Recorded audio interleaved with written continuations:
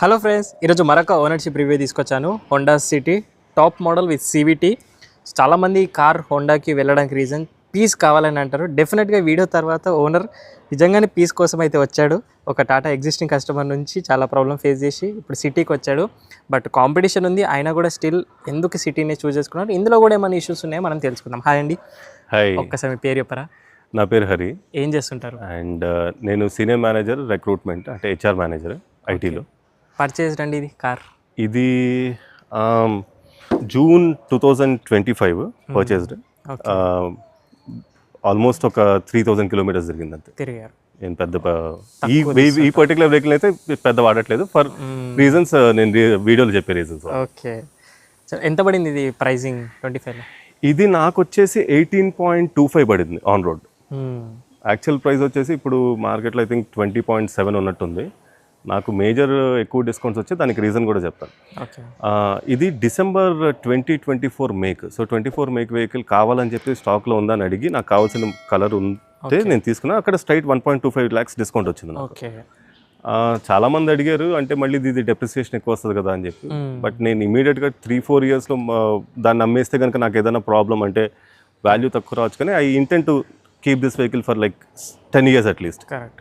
So అందుకనే తక్కువకి తీసుకున్నాను. అండ్ దానిపైన డీలర్ దగ్గర మాట్లాడిన డిస్కౌంట్స్ వచ్చాయి. And they also gave me ఏమంటారు బెనిఫిట్స్ ఆఫ్ వర్త్ 50,000. మొత్తం కలిపి నాకు 18.25 పడింది నెట్. సో ఇంకోటి, మీరు డెలివరీ తీసుకున్న టైంలో బ్యాడ్ ఇంప్రెషన్ ఒకటి వచ్చింది, బోనెట్ పైన స్క్రాచ్. డెలివరీ. సో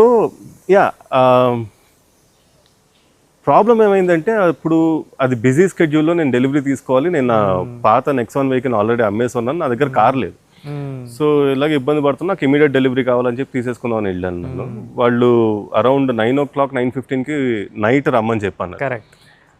నైట్ వాళ్ళు ఏదో డెలివరీ ఇచ్చి పంపించేస్తే కస్టమర్ని అయిపోతుంది, ఈరోజు డెలివరీ టిక్ పెట్టుకుందాం అని చెప్పి పంపించారు. నేను ఫ్యామిలీని తీసుకుని అందరినీ తీసుకుని బయలుదేరాను. మా బాబుని, వైఫ్ని, పేరెంట్స్ అందరిని తీసుకుని డెలివరీ తీసుకుందాం అని వెళ్ళిన తర్వాత first thing I could see is bonnet పైన, బాడీ పైన స్క్రాచెస్ ఉన్నాయి.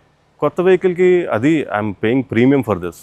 సో హోండా దగ్గర నుంచి ఇది ఎక్స్పెక్ట్ చేయలేదని చెప్పి ఒక 1 week to 10 days ఇట్స్ లిటరల్గా బ్యాటిల్ జరిగింది అనమాట. పెద్ద యుద్ధమే జరిగింది. ఆ రోజు డెలివరీ తీసుకున్నారు, డెలివరీ తీసుకోలేదు. సో దీన్ని బట్టి మనకు అర్థమైన విషయం ఏంటంటే, కొత్త కారు డెలివరీ తీసుకునే ముందు PDI సర్వీస్ అనేది చాలా ఇంపార్టెంట్. PDI అంటే ప్రీ డెలివరీ ఇన్స్పెక్షన్ అనేది చేస్తాము. ఇప్పుడు బైకర్స్ బస్ తెలుగు నుంచి PDI సర్వీస్ అనేది కూడా స్టార్ట్ చేసాము. మా నుంచి 100+ చెక్ పాయింట్స్ అనేవి ఉంటాయి. హైదరాబాద్ సరౌండింగ్స్ వరకు ఎక్కడ ఏ డీలర్ నుంచి అయినా కూడా PDI సర్వీస్ అనేది చేస్తాము. మీరు చేయాల్సిందల్లా డీలర్ నుంచి పర్మిషన్ తీసుకున్న తర్వాత మీ కార్ యొక్క డీటెయిల్స్ అండ్ డెలివరీ డేట్ ఎప్పుడు అనేది 1 day బిఫోర్గా మీరు వాట్సాప్లో అనేది అప్డేట్ చేయొచ్చు. స్క్రీన్ పైన వాట్సాప్ నెంబర్ యాడ్ చేస్తున్నాం. Not only PDI, ownership reviews వరకు కూడా హైదరాబాద్లో ఎక్కడున్నా కూడా నేనే మీ వరకు వచ్చి ఇలాగే రివ్యూ అనేది తీసుకుంటాను. ఇమీడియట్గా మెసేజ్ చేయండి. వాళ్ళు ఏం చేశారు, నాకు వెహికల్ చూపించక ముందే TR కొట్టేశారు. ఓకే, TR కొట్టేసి వాళ్ళు అంటారు, సార్ ఈ ఛార్జెస్ నెంబర్కి ఆల్రెడీ మేము TR కొట్టేసాము, మేము ఆల్రెడీ ట్యాక్స్ పే చేసాము గవర్నమెంట్కి. నేను చెప్పాను, మీరు ఆల్రెడీ పే చేయలేదు, మీరు TR కొట్టారంతే. అంటే లేదు సార్, నేను మీది కొట్టేసాము, మీరు ఇదే వెహికల్ తీసుకోవాలని. నేను చెప్పాను, I will not take delivery, నేను అసలు ఈ వెహికల్ ఎట్ ఎనీ కాస్ట్ నేను ఒప్పుకోను, మీరు కావాలంటే ఎక్కడికన్నా వెళ్దామని చెప్పి నేను చెప్పాను. సో వాళ్ళు ఫైనల్గా ఒక 1 week ఎస్కలేట్ చేసిన తర్వాత నేను ఈ డీలర్ ఒక CEOకి డైరెక్ట్గా మెసేజ్ చేశాను. మెసేజ్ చేసి, దిస్ ఈస్ అంటే ఇలాంటి ఎక్స్పీరియన్స్ కనుక మీరు మాకు ఇచ్చేటట్టయితే నేను సోషల్ మీడియాలో ఎక్కడ పెడితే అక్కడ పెడతానని చెప్పి హోండా కూడా CC చేసి మెయిల్ రాశాను. సో నేను నైట్ మెయిల్ రాస్తే మార్నింగ్ హోండా నుంచి డీలర్కి కాల్ వెళ్ళిపోయింది to resolve the issue then and there. అప్పుడు మొత్తం CEO దగ్గర నుంచి సేల్స్ హెడ్ అందరూ దిగి పిలిచి కూర్చోబెట్టి, సార్ మా తప్పైపోయిందని చెప్పి మొత్తం పార్ట్స్ అన్ని రీప్లేస్ చేశారు. ఎక్కడైతే స్క్రాచెస్ ఉన్నాయో పార్ట్స్ అన్ని రీప్లేస్ చేశారు. బానెట్ రీప్లేస్ చేశారు, వెనకాల బూట్ రీప్లేస్ చేసి కొత్త వెహికల్ పార్ట్స్ చేశారు. ప్రీవియస్ మ్యానుఫ్యాక్చరింగ్ ఉండడం వల్ల వాళ్ళ స్టాక్ యార్డ్లో ఎక్కువ రోజులు ఉండడం వల్ల స్క్రాచెస్ పడవచ్చు అని అనుకో. స్టాక్ యార్డ్లో ఉండడం వల్ల స్క్రాచెస్ పడుండొచ్చు, బట్ డజంట్ మీన్ స్క్రాచెస్ ఉన్న వెహికల్ని కస్టమర్, నేనైతే యాజ్ అ కస్టమర్ నేనే దాన్ని యాక్సెప్ట్ చేయను కదా. కొత్త వెహికల్ తీసుకున్నప్పుడు కొత్త వెహికల్ లాగా ఉంటుంది. సో స్క్రాచెస్ అనేది నేను యాక్సెప్ట్ చేయలేదు. ఈ ఇష్యూ వల్ల మీకు 360 కెమెరా ఫ్రీ ఇచ్చారు అనుకోవచ్చా, లేదంటే? ఈ ఇష్యూ వల్ల నాకు యాక్చువల్లీ చాలా ఫ్రీ ఇచ్చారు. ఆల్మోస్ట్ ఎలా అంటే కొత్తల్లుడు అత్తోళ్ళ ఇంటికి వెళ్ళినట్టుగా చూశారు, నన్ను ట్రీట్ చేశారు. 360 కెమెరా వర్త్ 35,000 ఎంతో ఆల్రెడీ యాక్సెసరీస్ ఇంక్లూడ్ చేసి ఆన్ రోడ్ ప్రైస్కి పెట్టారు, అది ఫ్రీ ఇచ్చారు. అది కాకుండా పీపీఎఫ్ సెరామిక్ కోటింగ్ ఒకటి ఫ్రీ ఇచ్చారు. అది నేను చెప్పాను, నేను ఇప్పుడు వేయించుకొని నాకు నచ్చినప్పుడు వేయించుకుంటానని చెప్పి, and they gave me an email commitment. So మేము ఇది చేస్తామని చెప్పి, అది కాకుండా నేను కట్టిన మనీలో ఒక 50,000 చెక్ మళ్ళీ వెనకాలకి ఇస్తున్నాను. చలో ఇంకోటి ఫస్ట్ క్వశ్చనే, అందరూ ఇప్పుడు సెడాన్స్ నుంచి ఎస్యూవీకి వెళ్ళే టైంలో మీరు ఎస్యూవీ నుంచి సెడాన్కి వచ్చారు, అందులో అగైన్స్ ద ట్రెండ్ వెళ్ళింది. రైట్. మళ్ళీ 4 ఆప్షన్లో లీస్ట్ సేల్స్ ఉన్న వెహికల్ని చూస్ చేసుకున్నారు. ఇది ఏంటి స్టోరీ? ఓకే, సో ఉన్న 4 ఆప్షన్స్ మీరు చెప్పిన 4 ఆప్షన్స్ మన Slavia Virtus city and Verna. Right. దీని గురించి చెప్పే ముందు వై సిటీ అనేది నేను చెప్తాను. ఓకే. ఎందుకంటే నాకు ఆ బయాస్ ఉంది ఫస్ట్ నుంచి, బికాజ్ నాకు ఆల్రెడీ ఒక వర్స్ట్ ఎక్స్పీరియన్స్ టాటాలో ఉండింది కాబట్టి నాకు కావాల్సింది రిలయబిలిటీ. నాకు పెద్ద సూపర్ ఫీచర్స్ అవసరం లేదు, నాకు ఏదో పెద్ద స్పోర్ట్స్ కార్లా పరిగెట్టాల్సిన అవసరం లేదు. నాకు కావాల్సింది రిలయబుల్ ఇంజిన్, అండ్ ఎక్కడ నేను ప్రాబ్లమ్స్ ఫేస్ చేయదు ఇంజిన్లో at least. Okay, so 1.5 litre 4 cylinder Honda engine, tried and tested engine, 15 years నుంచి 20 ఇయర్స్ నుంచి నెంబర్ 1 ఇన్ 4 సిలిండర్ ఇంజిన్స్, 1.5 లీటర్లో నేచురల్ ఆస్పిరేటెడ్. ఎన్నో అవార్డ్స్ తీసుకున్నాను నాకు. అండ్ టర్బోకి వెళ్ళి మళ్ళీ దానిలో నాకు ఎలా ఉంటుందంటే, బికాజ్ నాకు కార్లో ఫీచర్స్ తక్కువ ఉన్నా పర్లేదు, కార్లో ఎక్కువ కాంప్లికేషన్స్ లేకపోయినా పర్లేదు. నాకు కార్ అంటే నాకు పాయింట్ ఏ నుంచి పాయింట్ బికి వెళ్ళాలి, నేను సేఫ్గా వెళ్ళి సేఫ్గా రావాలి, రిలయబుల్గా, ఎక్కడ ఆగకుండా. అది ఒక రీజన్. అండ్ మీరు చెప్పిన 4 ఆప్షన్స్లో స్లావియా చూశాను టాప్ ఎండ్. నాకు 1 లీటర్ తీసుకునే ఇంట్రెస్ట్ ఎప్పుడు లేదు, ఎందుకంటే 1 లీటర్ మీకు డ్రైవింగ్ ఫన్ రాదు, అలాగని చెప్పి మైలేజ్ కూడా పెద్ద డిఫరెన్స్ అంత డీల్ బ్రేకర్ ఏం కాదు మైలేజ్ కూడా. స్లావియా చూశాను, వర్టస్ చూశాను, జీటీ. అగైన్ అక్కడ మేజర్ నాకు వచ్చిన ప్రాబ్లం ఏంటంటే, సూపర్ వెహికల్, డ్రైవింగ్ డైనమిక్స్ కానీ, డ్రైవ్ ఫీల్ కానీ, యాక్సలరేషన్ కానీ సూపర్, నో డౌట్. నాకు కావాల్సింది ఆటోమేటిక్, ఎందుకంటే నేను యూజ్ చేస్తాను, మా ఇంట్లో వాళ్ళు యూజ్ చేస్తారు కాబట్టి ఆటోమేటిక్ బెటర్. ఓకే, సో ఆటోమేటిక్లో నాకున్న ఆప్షన్ 1.5 లీటర్ డిఎస్జి స్కోడా వర్టిస్లో, అండ్ ఇట్ కమ్స్ విత్ అంటే సారీ ఎక్కువ ఇంగ్లీష్లో మాట్లాడు, అదే వచ్చేది gear box DQ200 gear box వస్తుంది, 2.0 వర్షన్. DQ200 గేర్ బాక్స్తో వచ్చిన తలకాయ నొప్పులు నేను ఆల్రెడీ చూస్తున్నాను నా ఫ్రెండ్స్ దగ్గర. యా, 4 ఇయర్స్ వాడు ఇచ్చే వారంటీ పీరియడ్ దాటిన తర్వాత, గాడ్ ఫర్ బిడ్ ఏదన్నా కూడా ఒక ట్రాన్స్మిషన్లో ప్రాబ్లం వచ్చిందంటే గేర్ బాక్స్ ఓపెన్ చేయడానికి 1,10,000 పడుతుంది, అది కూడా మన పాకెట్ నుంచి పే చేయాలి. ఓకే, అండ్ సెకండ్ అది dry clutch DCT, wet clutch కాదు. బంపర్ టు బంపర్ ట్రాఫిక్లో ఇప్పుడు నేను ఇక్కడ నుంచి ఆఫీస్ నాది 11.5 కిలోమీటర్స్ వస్తుంది, అండ్ నాకు ఆల్మోస్ట్ గంట పడుతుంది ఇక్కడ నుంచి బంపర్ టు బంపర్ ట్రాఫిక్లో. ఓవర్ హీటింగ్ ఇష్యూస్ వచ్చే ఛాన్స్ ఉన్నాయి, అండ్ నాట్ అ వెరీ అంటే నథింగ్. మీకు ఆ డిఎస్జి గేర్ బాక్స్ హైవే మీద చాలా బాగుంటుంది, కానీ సిటీ ట్రాఫిక్లో మీరు ఎంత యాక్సిలరేషన్ కూడా సడన్గా ముందుకెళ్తే అండ్ జర్కీగా ఉంటుంది. D1 నుంచి D2కి వెళ్ళేటప్పుడు జర్కీ ఉంటుంది దాని డిఎస్జి గేర్ బాక్స్లో, అదొకటి అనుకున్నాను నేను. అండ్ టు బీ ఆనెస్ట్, నాకు మళ్ళీ నా ఫ్రెండ్స్ది పోలో GTI ఉండేది, GTI ఉండేది with the same gear box. వాడి ఇది చూసిన తర్వాత స్పేర్ పార్ట్స్ కాస్ట్ కానీ, అవైలబిలిటీ కానీ, అండ్ ట్రాన్స్మిషన్ ఇష్యూస్ కానీ, ఇవన్నీ ట్రాన్స్మిషన్ ఇష్యూస్ అంటే మెకాట్రానిక్స్ అని చెప్పి ఒకటి ఉంటుంది, సో అది 2 times చేంజ్ చేయించారు, తర్వాత ఇంకా ట్రాన్స్మిషన్ పోయింది మోడది DQ200. సో అందుకని చెప్పి ఇంకా దానికి వెళ్ళలేదు. అండ్ స్పెషల్లీ ఏంటంటే రేర్ సీట్ 3 అడల్ట్స్ కూర్చోలేరు. మీకు ఐ డోంట్ నో, ఇది నా అబ్జర్వేషన్. మీకు స్లావియా అలా నాకు అనిపించింది, వర్టస్ అలాగే అనిపించింది. అండ్ థ్యాంక్ఫుల్లీ నా కజిన్ దగ్గర వర్టస్ GT ఉంది టాప్ లైన్. నేను వాడు చూశాను కానీ నేను అది డ్రైవ్ చేశాను, నాకు ఎంతో బండి అంత బాగుంది కానీ నాకు ఎందుకో ఈ ఇష్యూస్ వల్ల నేను అది తీసుకోలేదు. వర్నా ట్యూబ్ లైట్ నాకు నచ్చలేదు, డిజైన్ నచ్చలేదు. వర్నాలో 2 ఆప్షన్స్ అనిపించాయి నాకు, natural aspirated IVT and turbo DCT, right. 1.5 natural aspirated IVT, again CVT itself Honda అయితే better. IVT is intelligent variable transmission అంటాడు కానీ అది CVT, అది నాకు హోండా బెటర్ అనిపించింది అది తీసుకుని. DCT అగైన్ నాకు DCT ప్రాబ్లమ్స్ వద్దు, 1, 2, 1కి 3కి ఒక క్లచ్, ఇవన్నీ నాకు అవసరం లేదు అనిపించింది. కాంప్లికేషన్స్ ఉండకూడదు కార్లో. డీసెంట్గా నాకు గన్ షాట్ రిలయబిలిటీ కావాలి, అందుకే మళ్ళీ ఇది ఇక్కడ క్లారిటీ వచ్చేసింది. బట్ ఫిఫ్త్ ఆప్షన్ ఏంటంటే, సో ఈ సెడాన్స్లో వచ్చేది ఇప్పుడు ట్రెండ్ పోవడానికి రీజన్ గ్రౌండ్ క్లియరెన్స్ ఒకటి, అండ్ మన హైదరాబాద్ రోడ్డు ఎప్పుడు వర్షం పడి ఎప్పుడు ఫ్లడ్స్ లా ఉంటాయో తెలియదు. ఈ వీటి కోసం మీరు అన్నట్టుగా ఇదే ఇంజన్ సేమ్ మీకు ఎలివేట్లో వస్తుంది, అయిపోతుంది. ఎగ్జాక్ట్లీ ఎలివేట్లో వస్తుంది. నేను ఈ కార్ తీసుకుందాం అని చెప్పి హోండా షోరూమ్కి వెళ్ళినప్పుడు ఎలివేట్ డార్క్ ఎడిషన్ వచ్చింది, dark edition or black edition వచ్చింది. ప్రాపర్ మాఫియా కార్ లుక్ ఉంది, సూపర్ 220 మిల్లీమీటర్ గ్రౌండ్ క్లియరెన్స్ అనమాట, బెస్ట్ ఇన్ క్లాస్ అని చెప్తాడు వాడు. బట్ ప్రాబ్లం ఎక్కడ వచ్చిందంటే, ఒకటి సేమ్ ఇంజన్ ఎలివేట్లో, ఎందుకో సివిటీ దీనంత మైలేజ్ రాదు అది ఫర్ సమ్ రీజన్. సిటీలోనే ఎక్కువ మైలేజ్ వచ్చింది నా అబ్జర్వేషన్. ఆబ్వియస్లీ ఏరోడైనమిక్స్ డిజైన్స్ వల్ల కూడా అదొకటి అనిపించింది. రెండు, లోపల కూర్చున్న తర్వాత నాకు ఎలివేట్లో కూర్చుంటే నాకు అమేజ్ ఫీలింగ్ వచ్చింది లోపల interiors. I'm being very honest, Elevate ఓనర్స్కి నేను అఫెండ్ చేయాలనిపించలేదు కానీ నాకు ఎందుకు లోపల ఇంటీరియర్ అంత ప్రీమియం అనిపించలేదు, అందుకని చెప్పి నేను ఎలివేట్కి వెళ్ళలేదు. అండ్ లాస్ట్ వెహికల్ అది అలాగో ఆల్మోస్ట్ ఈ సో కాల్డ్ కాంపాక్ట్ ఎస్యూవీనే కాబట్టి. సో అండ్ నేను ఆల్మోస్ట్ ఇప్పటికి 16-17 ఇయర్స్ నుంచి నేను టీమ్ బిహెచ్పి మెంబర్ని. సో ఈ సెడాన్ కల్చర్ ఇంకా బతికొంచాలి ఎవరో ఒకళ్ళు అని చెప్పి తీసుకున్నాను. ఈ ఇంజన్ తోటి అంతా బాగుంటుంది, స్మూత్నెస్, రిఫైన్ అంతా ఓకే. బట్ ఓవర్టేక్స్ చేసే టైంలో ఫ్యామిలీతో ఉన్నప్పుడు, ఫుల్ కార్ లోడెడ్తో ఉన్నప్పుడు ఓవర్టేక్స్ ఇబ్బంది అవుతుందా? ఓవర్టేక్స్ మేబీ ఒక కొత్త డ్రైవర్కి ఏదన్నా ఉండుండొచ్చు, ఇబ్బంది ఉండుండొచ్చు. కానీ ఇఫ్ యూ అగైన్ మీరు చెప్పేది సివిటీ రబ్బర్ బ్యాండ్ ఎఫెక్ట్, అది గేర్ బాక్స్ సంబంధించి, అంటే పికప్ సంబంధించి. పికప్ నాకు అంత ప్రాబ్లం అనిపించలేదు, టు బి ఆనెస్ట్, నాకైతే అనిపించలేదు. నేను హైవే మీద వెళ్తున్నప్పుడు కూడా ఓవర్టేక్స్ నాకు అంత ప్రాబ్లం అనిపించలేదు. మీకు మాన్యువల్కి వచ్చే సడన్ యాక్సిలరేషన్ రాదు కానీ, but if you plan your overtakes you are good. ఈ రబ్బర్ బ్యాండ్ ఎఫెక్ట్ గురించి ఏంది స్టోరీ? రబ్బర్ బ్యాండ్ ఎఫెక్ట్ అంటే ఒక పర్టికులర్ స్పీడ్లో నేను అబ్జర్వ్ చేసింది. ఫర్ ఎగ్జాంపుల్, నేను ఒక సేఫ్గా ఒక 55-60 స్పీడ్లో వెళ్తున్నాను, నాకు సడన్ యాక్సలరేషన్ నాకు కావాలనిపించింది. ఆ 55 టు నేను వెళ్ళాలనుకున్న 80కి it takes an eternity.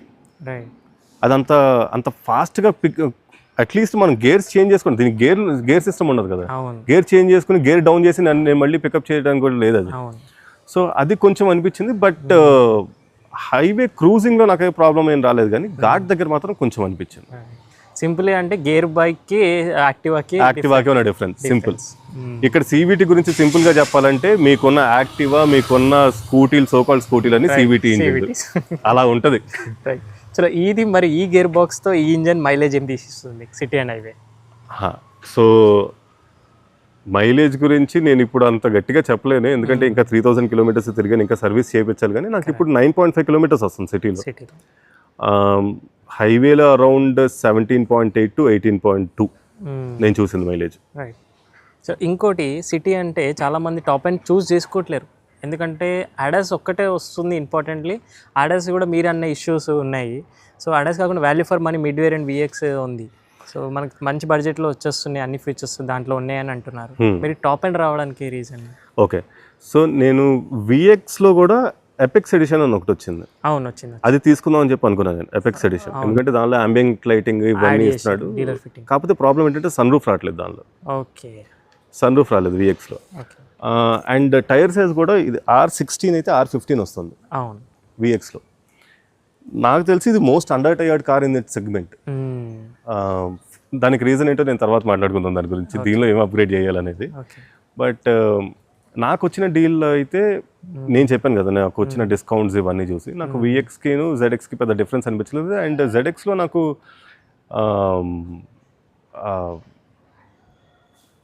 Sound system కొంచెం బెటర్ అనిపించింది VX కన్నా. Maybe it could be the same, నాకైతే అనిపించింది, డిఫరెన్స్ అనిపించింది. చలో, ఇంకోటి బ్రేకింగ్ విషయం, confidence brake perfect. Definitely light వెయిట్తో పాటు ఈ బ్రేక్ సూపర్ ఉంటాయి ఉండాలని నేను కూడా విన్నాను. 100% బ్రేకింగ్ అయితే జీరో ప్రాబ్లం. సస్పెన్షన్ వైస్ మీకు ఎలా ఫీల్ అవుతుంది? సస్పెన్షన్ కొంచెం సాఫ్ట్ అనిపించింది. ఓకే, సాఫ్ట్ కూడా మీకు ఎక్కడ అనిపిస్తుంది అంటే, మీరు వెళ్ళే గతుకుల్ రోడ్లో పెద్ద డిఫరెన్స్ అనిపించదు, కానీ మీరు కొంచెం స్పీడ్ బ్రేకర్ ఉన్నప్పుడు ఫస్ట్ మీ 2 ఫస్ట్ ఫ్రంట్ టైర్స్ వెళ్ళిపోయిన తర్వాత రేర్ టైర్ ఎక్కించినప్పుడు కొంచెం ఈ సాఫ్ట్ సస్పెన్షన్ వల్ల వెనకాల మూమెంట్ రోలింగ్ ఎక్కువ ఉంటుంది అనమాట. ఈ వర్టికల్ మూమెంట్ ఎక్కువ ఉంటుంది సాఫ్ట్ దీనికి. అది పర్లేదు, అదే డీల్ బ్రేకర్ కాదు, ఓకే, అంత నెగిటివ్గా చెప్పుకోవాల్సిన అవసరం లేదు. మళ్ళీ అదే first complaint wind noise, rattle sounds, plastic sounds ఏమేమి వస్తున్నాయి మీకు? ఎన్విహెచ్ బాగాలేదు, లైక్ విండ్ నాయిస్ అయితే పెద్ద గ్రేట్ లేదు, అది ఇంకా డాంప్లింగ్ చేయిస్తాను, ఇది అయిపోయిన తర్వాత డోర్స్ అవన్నీ డాంప్లింగ్ చేయించాలి. రాట్లింగ్ అయితే ఎక్కడ అనిపించలేదు నాకు, ఓకే, రాట్లింగ్ సౌండ్స్ లేవు ఎక్కడ. డాంపింగ్ చేసే టైంలో మీరు ఓపెన్ చేస్తారు కదా డోర్స్ అండ్ దాని తర్వాత మళ్ళీ స్టార్ట్ అయ్యే ఛాన్స్ ఉంటుందా రాట్లింగ్? నాకు అందుకే డౌట్ వచ్చి నేను ఇప్పటి వరకు డాంపింగ్ చేయించలేదు, నాకు కూడా ఉందా భయం. ఎన్విహెచ్ లెవెల్స్ అయితే కంపారిటివ్లీ ఐ వుడ్ ప్రిఫర్ ఏమంటారు వర్టూస్ అయితే వర్టూస్ కానీ స్లాబ్ కానీ బాగుంది, కానీ ఇది బెటర్. ఇదంతా ఎన్విహెచ్ ఇదంతా ఏం లేదు. సింపుల్ బ్రదర్, మనం ఒక ఆల్టోలో ఒక 85, 90 స్పీడ్ వెళ్తున్నప్పుడు ఎలా అయితే మీకు లోపలికి you can feel the road and everything, same అదే, నో డిఫరెన్స్. మరి ఈ ప్రైస్ పాయింట్ కి మీరు 18.5 అన్నారు కదా, ఈ ఇన్ఫోటైన్మెంట్ వాల్యూ? ఇన్ఫోటైన్మెంట్ అసలు వాల్యూ కాదు టు బి ఆనెస్ట్. ఇప్పుడు దీనికి thankfully Android auto, Apple CarPlay, wireless lucky, అదొకటే లక్కీ. అది కూడా లేదు. ఈ యూఐ కాకుండా, ఈ యాపిల్ కార్ప్లే యూఐ కాకుండా రెగ్యులర్ వాడిచ్చే యూఐ చూడాలంటే నాకు ఎవరైతే చూడను కూడా చూడలేదు. వెరీ లాగ్ ఉందని నేను చెప్పలేను, కానీ not the best in the outdated, simple outdated. ఈ 360 కెమెరా ఇచ్చారు కదా డీలర్ ఫిట్టింగ్, అది ఒక్కసారి క్వాలిటీ చూపారమ్మా. 360 డిగ్రీ కెమెరా ఉందంటే ఉన్నట్టే ఉంది, గ్రెయిన్స్ ఎక్కువ ఉంటాయి చూడండి. నేను ఇది చాలా వాటితో గొడవ పడిన తర్వాత ఈ మాత్రం క్వాలిటీ మెయింటైన్ చేశారు. ఇది చూడండి, మీకు ఇది ఇన్బిల్ట్ గా నాబ్ ఇచ్చాడు. ఇది మీకు ఏదో ఆఫ్టర్ మార్కెట్ వేయించుకుని ఉన్నట్టు కదా, పని అవుతుంది.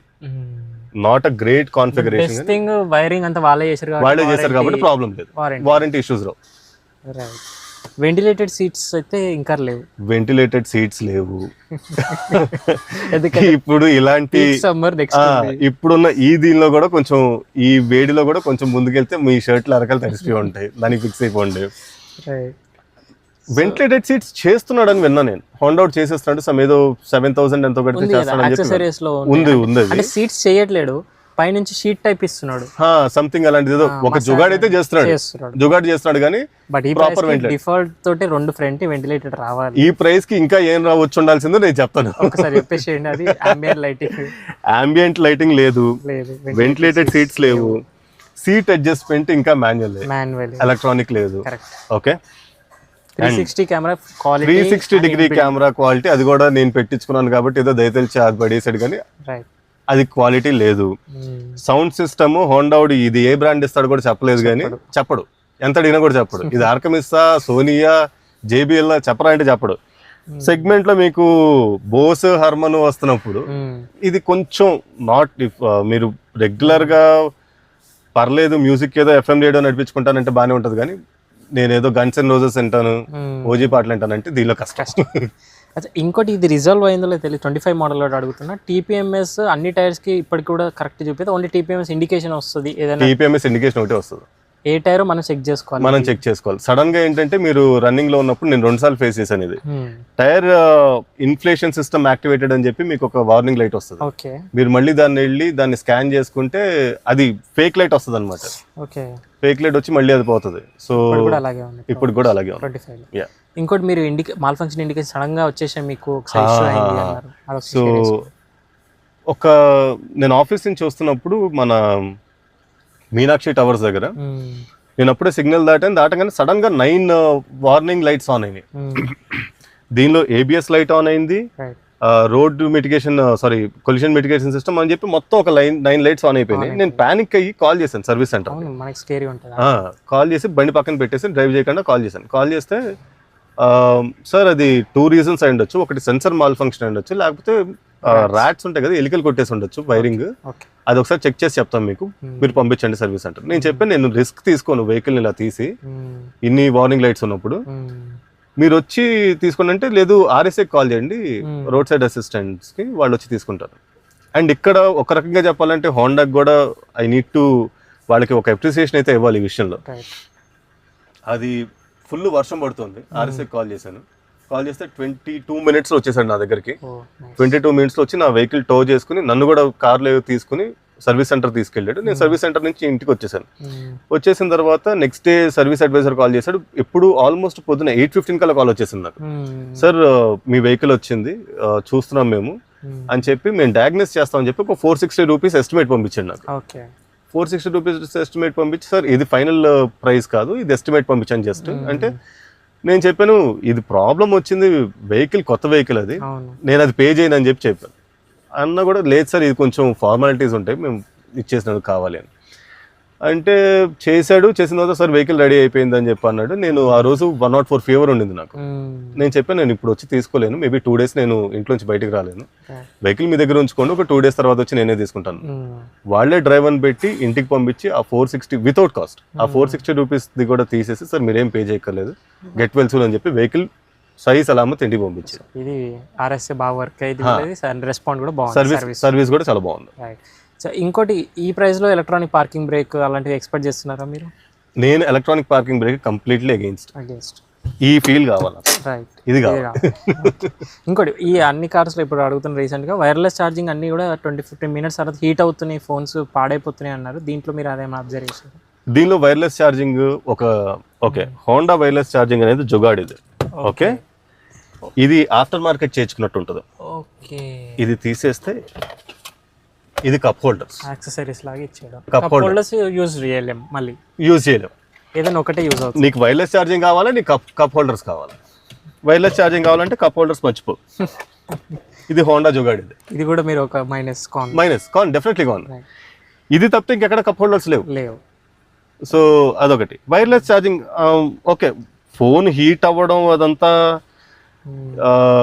ఉంది, ఒక 15-20 minutes తర్వాత మొబైల్ హీట్ అయిపోతుంది. ఈ మధ్య అన్ని బ్రాండ్స్ చైనా వైర్లెస్ ఛార్జింగ్ వాడుతున్నారు, అన్ని అవే వస్తున్నాయి, ఫోన్లు పాడవుతున్నాయి విన్నాను. రైట్, ఇంకో ప్రో ఏంటంటే మొత్తం అన్ని కాన్స్ లో ఒక ప్రో ఏసీ కూలింగ్ బాగుంటుంది. ఏసీ కూలింగ్ నాకైతే అంత సాటిస్ఫాక్షన్ అనిపించలేదు, లేదు. ఎందుకంటే నేను టాటా నెక్సాన్ నుంచి వచ్చాను, టాటా కూలింగ్ అదిరిపోతుంది, దీని ముందు అది అదిరిపోతుంది. అండ్ ఇది 3 unit వెహికల్ కదా. కరెక్ట్. సో ఇది లెంత్ కూడా ఎక్కువ. సో వెనకాల వాళ్ళు ఎప్పుడు నాకు ఏసీ రావట్లేదని చెప్తారు.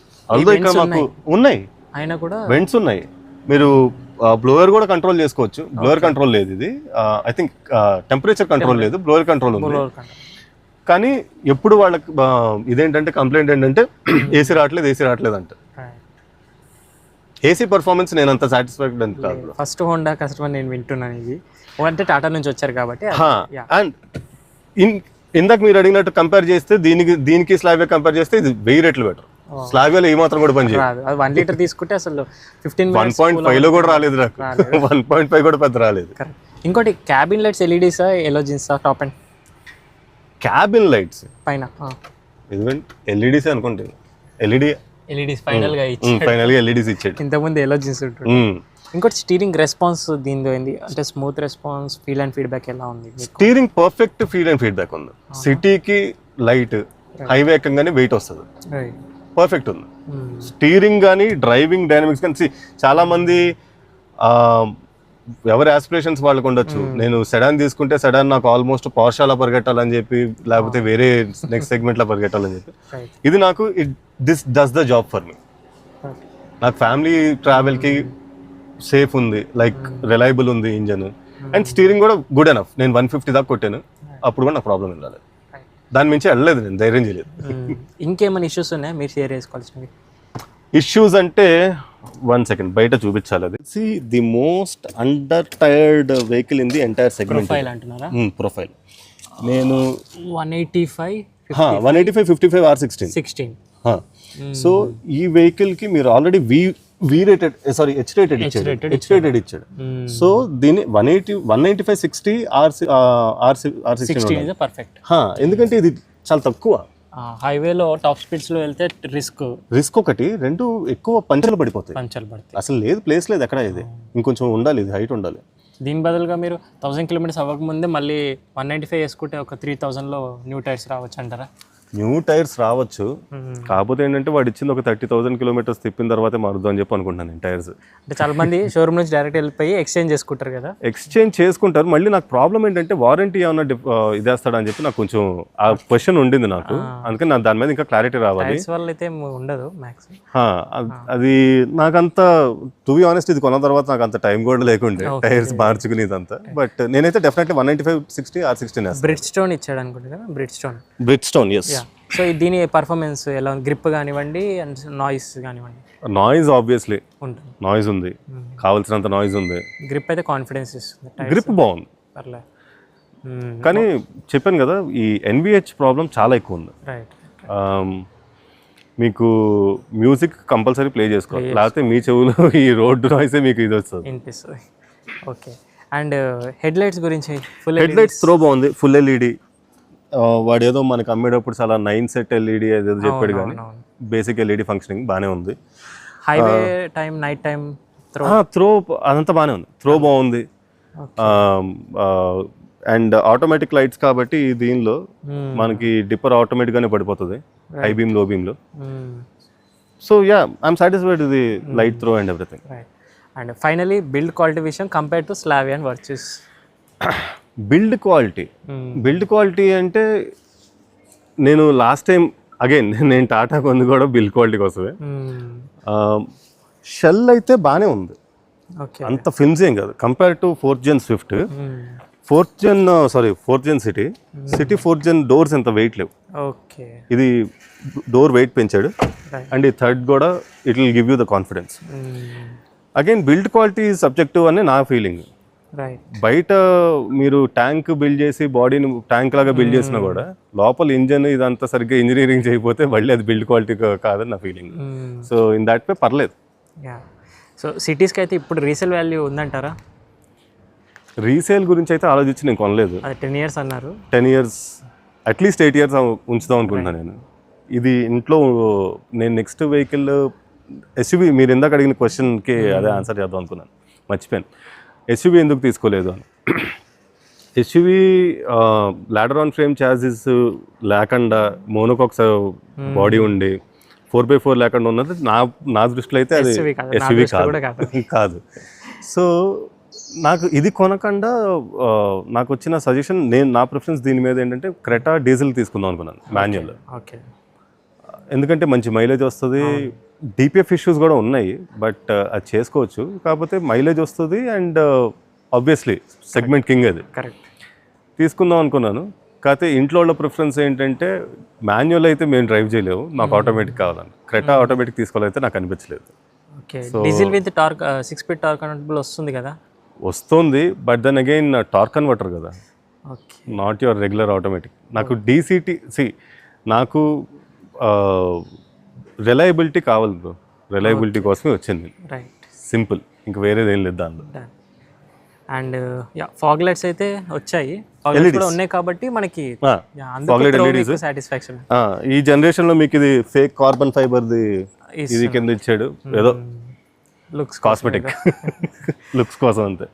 ఓవరాల్ బట్ డెఫినెట్లీ ఏంటంటే నేను అబ్జర్వ్ చేసింది, జనాలు ఒకసారి అంటే మీరు రోడ్ మీద వెళ్తున్నప్పుడు ఒకసారి తిరిగన్నా చూస్తారు ఇది ఏ వెహికల్ అని చెప్పి. నేను అంటే నా వెహికల్ నాకు గొప్ప ఉండొచ్చు ఆబ్వియస్లీ, కాకపోతే అదైతే నేను అబ్జర్వ్ చేశాను. వెళ్తే ఒకసారి వెనకాల తిరిగి చూస్తారు ఏ బండి ఇది అని చెప్పి, అదైతే నేను అబ్జర్వ్ చేశాను. ఓవరాల్ అన్ని సిటీ రివ్యూస్లోనే ఉన్న ప్రాబ్లమ్సే ఉన్నాయి, 25 ప్రాబ్లమ్సే ఉన్నాయి, బట్ స్టిల్ కన్సిడర్ చేయొచ్చు. మళ్ళీ కన్సిడర్ చేయొచ్చు, రీజన్స్ కూడా అన్నీ ఉన్నాయి మళ్ళీ సేమ్.